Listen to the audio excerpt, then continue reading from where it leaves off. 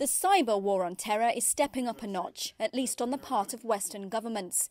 Earlier this year, British Prime Minister David Cameron brought up the topic of national security at the White House. We face a poisonous and fanatical ideology that wants to pervert one of the world's major religions, Islam, and create conflict, terror and death.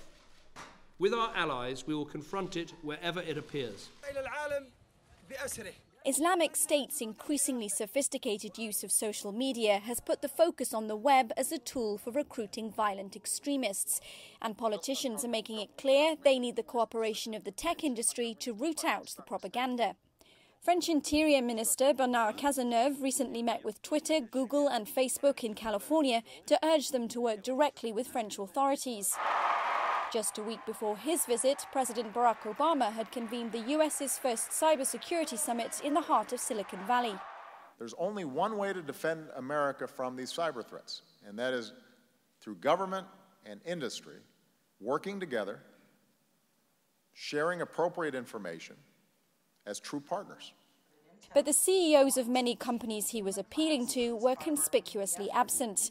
While leading internet firms say they're committed to stopping the spread of extremist material, they're uncomfortable with the thought of close collaboration with government. I think the tech companies feel that they were blindsided by many of the Snowden revelations, and particularly the revelations that the NSA was tapping into the networks that link the data centers of these companies together.